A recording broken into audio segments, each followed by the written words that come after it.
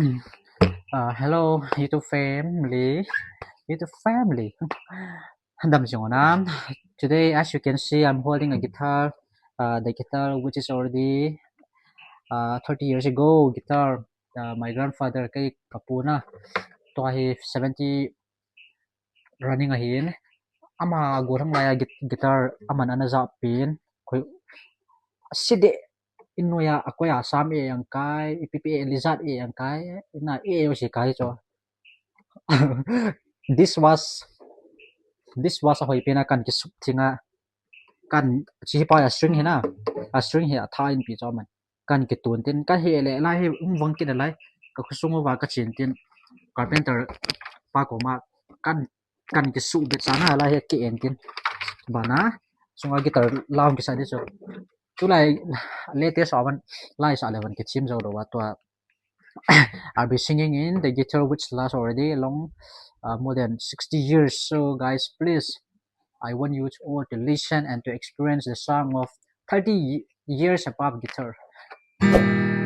Again, so payam doi tu lai guitar toi te na wa cho lam be he jin. Jong le video sim the ai im ji ven na. Chin chu thangwam han lang. Jong le so gospel la chu kan sa sa lo de hen. Series boy pun Hellam nawa no ya tala ko as aboy dan cho lyrics ka hello so phone na ko phone lyrics hin ven ka te chil chai chan ne vai pio ven lang ban le dei bang wa cho mu len do lo de he aji chu pe ham te le guitar hi ipe yang le he ta ho chi se a dei bang a chi lo na a kham ho la sa da na cha cho piti kan sa de ham nin sai si si ven lang okay chi lyrics sa hin lai kan ki tun de kan sa de he na ai yang le kam pam tam da na sin sa ta nge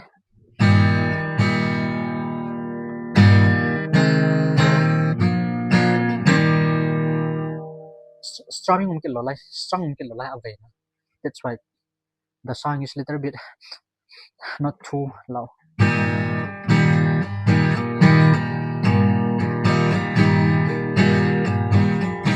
alam na ba no ya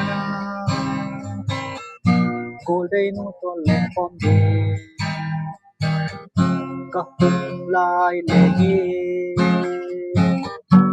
se din nei sa ngo chim thu su po ti lung sit ka sen nei lu wa bang pa ko mi ti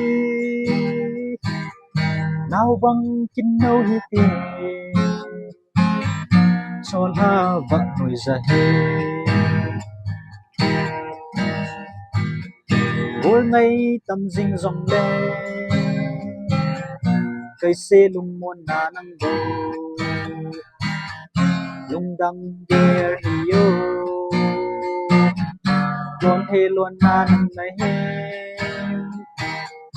nếu dâu ding in tầng kia po lung sit ka sen ngày lu ba bang pa kon hi ti nào bang kin nâu hi ti cho ta vọng say ô ngay tâm dinh dòng le cây xe lung môn na nang go lung dang der hiyo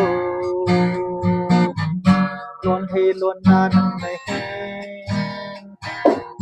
nếu dâu đi nhìn cần kia po lung sit ka sen ngày lu ba bang pa kon hi ti nào bang kin nâu hi ti son tha vọng sa hello guys video sa no chan chu hin tin na like as I have said that the voice and the guitars won't be like as you was expected to like guitar ho che ke jang chun hoi na lo de mo na like khot ho ya the chord the rhythm everything perfect in ta cho amo gitari ngai mobi sa le cho jang la video chai chan video chi chungai ki phatu kan sei ko hema vai peng peng kom chu